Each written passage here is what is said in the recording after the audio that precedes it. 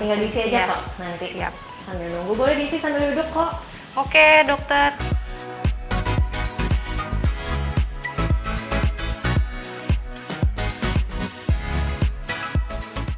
Hai Sobat 7, balik lagi barengan sama Lisa Anissa di Ask the Doctor. Apa kabar nih kalian semua? Kali ini Lisa bakalan ngebahas soal gigi Hadid. Kok jadi program gosip? Enggak ya. Sekarang kita bakalan ngebahas soal gigi, seputar kesehatan gigi, mulut. Pasti Sobat 7 juga sekarang lagi ada yang bingung juga. Lagi sakit gigi, tapi gimana ya lagi pandemi kayak gini, mau ke dokter gigi amannya kayak gimana? Santai, kita ada penyelamat di sini. Karena Lisa sekarang udah barengan sama dokter gigi Anissa. Apa kabar dokter? Apa kabar? Aku boleh buka dulu ya masker ya? Ya baik-baik, kita Yang sudah penting- physical yang penting distancing. kita udah physical distancing, oke. Supaya netizen tuh tahu kecantikan kita yang memparipurna ya kan dok? boleh. Jadi, Apa kabar dokter? baik, alhamdulillah. Jadi mau ngobrolin apa nih? Mbak Ini Anissa? sebenarnya aku mau tanya dulu nih ya dok ya. Ini gimana nih kesehatan gigi di Indonesia sekarang udah merdeka nggak sih dari yang namanya kuman bakteri gimana? Kayaknya banyak pasien ya sekarang ya lagi. Iya, banyak pasien, tapi kan dengan COVID ini pasti menurun ya pasiennya. Pasti pasien juga agak worry buat ke oke. klinik gigi, ke rumah sakit itu pasti worry. Jadi emang ada penurunan juga sih gitu. Nah iya nih pasti salah satunya sobat di rumah nih, sobat 7 di rumah lagi pada galau juga. Ini ke dokter nggak ya, aman nggak ya? Tapi sebelumnya aku mau tanya soal ini kayaknya mewakili hati para netizen Indonesia. Oke. Emang bener dok kalau sakit hati itu lebih baik daripada sakit gigi? Sakit hati ya. Sakit banget ya kalau gigi Iya, sakit kayaknya ya? gigi sakit banget gitu. Mendingan sakit hati ya kayaknya Iya. ya daripada sakit gigi. Oke. Oke, setuju dok ya. Oke. Jadi Lisa ini sebenarnya kepo nih dok ya. Kan problem masalah gigi itu banyak nih. Mulai dari kayak kita harus scaling misalnya minimal 6 bulan sekali. Atau kita mesti giginya bolong harus ditambal. Ada juga yang problemnya gigi palsunya hilang misalnya. Nah hal-hal seperti itu kan mengharuskan kita untuk ke dokter gigi. Oke. Nah, tapi masalahnya ini lagi pandemi. Kira-kira cara aman ke dokter gigi itu seperti apa sih? Baik dari segi dokter atau pasien. Jadi sebenarnya di saat pandemi ini kita pasti meningkatkan protokol medis ya. Protokol medisnya itu sebenarnya banyak banget sih kalau dijabarin satu-satu. Misalnya mulai dari pasien datang nih sebisa mungkin tidak didampingi oleh yang pendamping. Biasanya kan didampingi gitu kan. Nah, sekarang tuh kita meminimalisir jadi di ruang praktik tuh hanya boleh ada pasiennya aja, dokter sama asisten perawatnya gitu. Terus dengan cara juga kita tuh kalau bisa pasien appointment dulu maksimal H-1. Kenapa harus appointment? Karena kita itu membatasi sehari kalau bisa maksimal 5 pasien aja gitu. Jadi nggak terlalu pack juga di klinik yang nunggu banyak gitu. Jadi kita maksimal di ruang tunggu sih 3 orang aja. Itu pun dengan jarak ya pastinya physical distancing gitu. Kalau dari dokternya juga kita menggunakan APD level 3. Level 3 itu yang udah ya kalau orang-orang bilang kayak astronot lah gitu. Jadi udah pakai hazmat, udah pakai face shield, kacamata goggle dan lain-lain seperti itu. Sebenarnya kepo juga sih gimana sih dok rasanya pakai APD level 3 pada saat kerja dari mulai kayak before corona sama after. Gimana sih rasanya? Rasanya sih pasti panas ya. Itu udah pasti. Lebih panas, lebih sesak. Cuma emang ya buat safety mau gimana lagi gitu. Lebih panas terus kadang kalau pakai kacamata Google itu kita sebagai dokter gigi kendalanya sebenarnya berembun aja sih, suka berembun ketika lagi ngerjain. Cuma emang udah ada sih kacamata yang sekarang anti fogging, jadi udah nggak berembun lagi, jadi itu udah cukup membantu dokter gigi sih. Oke. Sebenarnya alasan kita kenapa APD-nya berlebihan mungkin ya APD level 3 karena kan gimana pun juga dokter gigi itu ada resiko penularannya paling tinggi ya untuk di pandemi COVID-19 ini. Gimana pun juga orang yang harusnya pakai masker nih semuanya pakai masker di depan kita malah dia buka mulut gitu kan. Kita rawat gigi dan mulutnya, air liurnya kemana-mana, otomatis kita juga harus proteksinya lebih tinggi dibanding dokter yang lainnya gitu sih. Seperti Nah, itu. aku sebagai pasien juga nih ya pengen kepo. Itu alat-alatnya gimana dok? Kan ada alat yang memang kayak misalnya kayak buat bersihin gigi kayak gitu itu kan itu satu alat atau nanti dipakai lagi atau gimana? Pastinya kita sebenarnya sebelum ada pandemi ini kita sterilin alat juga udah sesuai standar medis yang berlaku ya. Tapi dengan adanya pandemi ini udah pasti kita lebih steril lagi. Jadi nggak mungkin dari pasien satu kita langsung pakai ke pasien lain, itu nggak mungkin banget gitu. Jadi sebelum pandemi pun kita pasti cuci dulu nih dengan air sabun, kemudian dengan alkohol lagi, baru disterilkan di alat autoclave yang pemanas itu, kayak gitu. Jadi udah sesuai dengan standar medis yang berlaku. Terus kita plastikin juga di plastik yang memang khusus buat plastik steril gitu sih.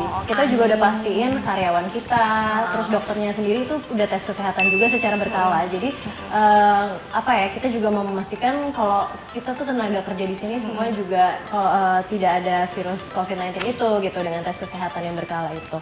Nah, itu dia, bener-bener. Oke, Sobat 7, sekarang nih kan juga pasti ada problem nih ya sama mungkin orang-orang ya sebagian besar kayak misalnya sakit gigi nih. Gimana sih ada orang, faktanya mungkin banyak orang yang kayak males minum obat, akhirnya dia pakai air panas sama garam kumur-kumur.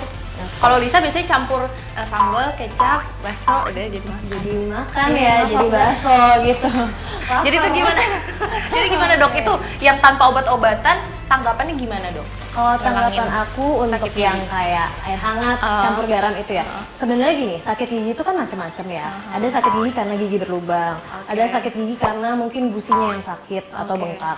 Nah sebenarnya air garam itu tergantung dari penyebabnya apa sih. Kalau misalnya emang penyebabnya dia gusinya bengkak atau dia radang gusi, sebenarnya itu cukup efektif gitu untuk radang gusi karena dia bisa mengurangi bakteri yang terdapat di gusi itu. Tapi kalau misalnya sakit giginya adalah yang nyut-nyutan banget tuh, yang kata orang bilang lebih baik sakit hati ya daripada sakit gigi, itu biasanya adalah sakit giginya yang udah nyut-nyutan tuh, yang udah sampai pusing sakit kepala.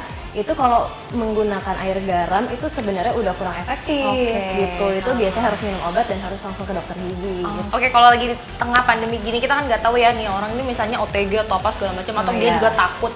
Nah, ada nggak sih dok obat yang bisa dia beli gitu? Kira-kira jenis obatnya apa ya? Kalau obat pereda nyeri ya, pastinya kalau sakit gigi kan berarti kita belinya obat pereda rasa nyeri. Itu biasanya asam mefenamat atau kalau dijual di umum tuh konstan gitu. Nah, itu sih cukup efektif untuk menghilangkan sakit gigi. Cuma untuk orang-orang yang mempunyai asam lambung, jangan lupa sebelumnya makan dulu. Pokoknya itu obat harus diminum setelah makan gitu sih. Cuma jangan lupa nggak langsung beli gitu aja, coba konsul dulu ke dokter giginya. Kan sekarang tuh di era pandemi ini bisa konsul dulu tuh lewat WhatsApp atau apa, konsul dulu, ketika dokternya resepin baru beli aja gitu. Jadi gampang ya, bisa ditemuin obatnya di apotek atau warung-warung terdekat kesayangan Anda. Cuma ada satu hal mungkin, jangan kasbon. Sakit gigi hilang, sakit kepala datang ya kan. Oke. Jadi itu ya. Nah dok, tadi ngomongin sakit gigi ya. Sekarang ngomongin sikat gigi. Jadi gini dok ceritanya. Lisa ini punya teman satu tongkrongan ya. Dia tuh kayaknya rajin banget sikat gigi dok. Cuman kalau dia lagi ngomong, kayaknya berasa pengen pakai masker N95 7 lapis gitu dok. Wah, itu gimana dok? Jadi ada orang yang sikat gigi sering tapi bau mulut, itu kenapa sih? Ya sebenarnya sih bau mulut tuh bisa juga dari penyakit sistemik ya di dalam di dalam tubuhnya. Mau sikat gigi sesering apa, itu kalau misalnya emang di dalam tubuhnya ada penyakit tertentu, memang kadang bau mulut suka muncul gitu. Contoh penyakit-penyakit ada kaitannya sih, misalnya maaf orang-orang yang memiliki diabetes mellitus. Gitu. Penyakit diabetes mellitus itu memang salivanya atau air liurnya di dalam mulut itu jadi berkurang produksinya.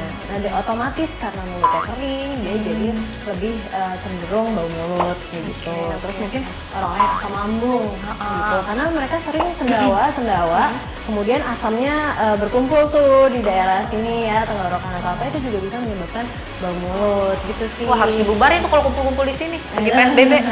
Gitu sih. Oke.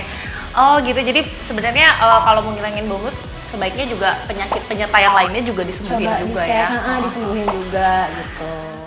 Nah, ini yang paling bener yang mana dok? Sarapan dulu atau sikat gigi dulu? Oke. Sebenarnya kalau sarapan dulu atau sikat gigi dulu, pastinya teori yang benar adalah sarapan dulu gitu. Karena gimana pun juga kan kita habis makan, nah untuk membersihkan kotoran-kotoran yang habis makan itu. Cuma memang kan dalam prakteknya itu sulit ya. Orang kan biasanya ya berangkat kerja dulu, baru kadang sarapan, nggak sempat sarapan di rumah.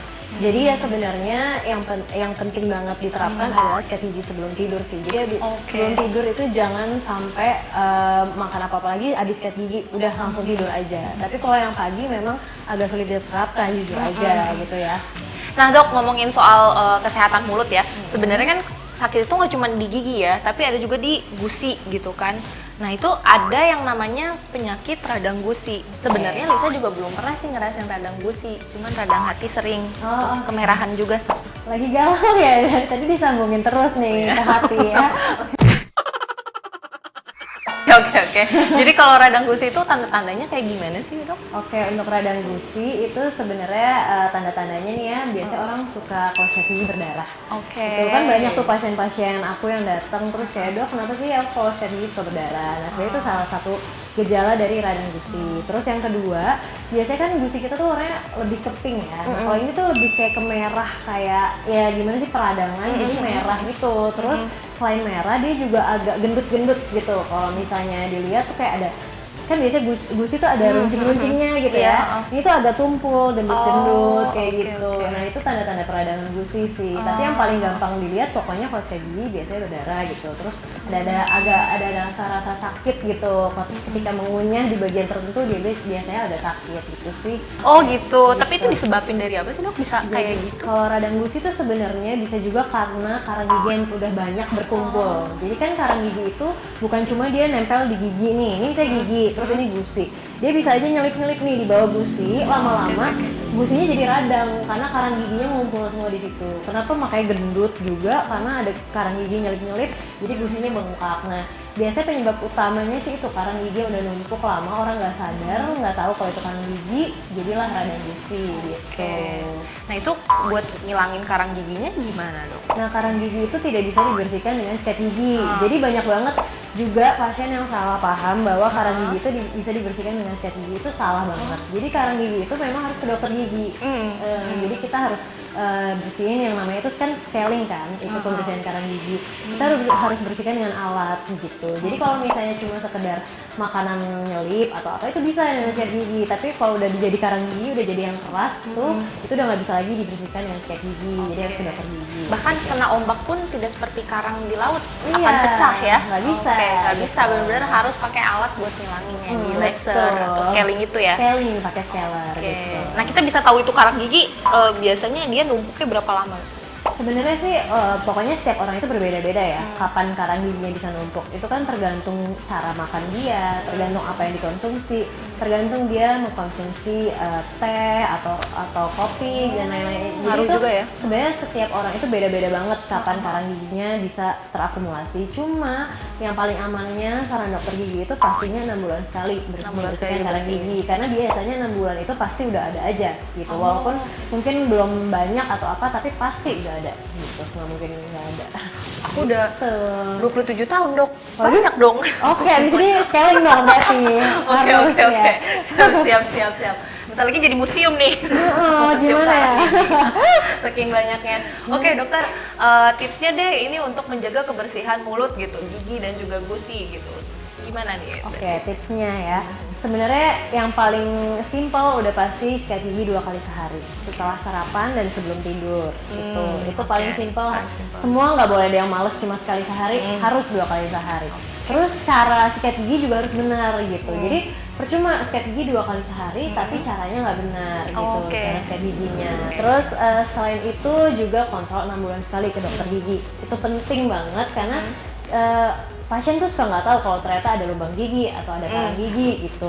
Nah terus sering-sering menggunakan dental floss habis makan. Oh, gitu. itu ngaruh juga ya? Jadi dental floss itu kan yang bentuknya seperti benang ya. Itu digunakan setelah makan di sela-sela gigi kita, karena sikat gigi aja tuh kadang nggak bisa mencapai sela-sela gigi yang sulit gitu ya. Jadi itu harus menggunakan dental floss. Nah makanya kadang ada lubang gigi yang suka nggak ketahuan, itu karena ya di sela-sela itu gitu. Makanan ngumpul lama-lama jadilah lubang gigi. Oke, dan itu bisa jadi kropos juga, akhirnya jadi hitam ya. Jadi hitam, jadi sakit gigi, pusing, nggak enak lah pokoknya. Oke deh, oke dokter makasih banyak loh, ya ampun, aku sama-sama. tercerahkan sekali. Iya, semoga membantu. Bukan cuma aku aja yang tercerahkan, mungkin gigi aku setelah ini akan jadi cerah juga sama dokter ya kan. Nah buat Sobat 7 juga nggak usah khawatir kalau misalnya ada problem soal gigi yang memang urgensi sifatnya, atau mungkin emang udah harusnya kontrol ya kan. Nah mastiin dulu kalau misalnya Sobat 7 itu sehat ya, dalam keadaan sehat. Kalau bisa swab test dulu kali ya, atau rapid test itu lebih baik ya? Lebih baik kalau mau ke Oke. dokter gigi. Dan yang pastinya percayakan pada dokter gigi kalau memang ruangannya sudah disterilisasi, sudah memang protokol kesehatannya bagus, jadi kita nggak usah khawatir lagi. Oke deh dokter, makasih banyak loh waktunya ya. Iya, sama-sama. Nanti kita Sampai ketemu ngobrol lagi. Oke. After this, we can brush teeth together ya. Brush teeth. Pokoknya nanti dirawat sama dokter gigi Anissa deh ya. Oke. Makasih banyak. Nah itu dia tadi Sobat 7. Nah nanti kita bakal ketemu lagi di episode berikutnya. So jangan lupa like, comment, dan subscribe di Ask the Doctor. Nah nanti kita bakal ketemu sama dokter siapa ya berikutnya. So jangan kemana-mana. Nanti kita ketemu lagi di Ask the Doctor. So Lisa Anissa dan juga dokter gigi Anissa pamit. See you again on the next episode. Bye-bye.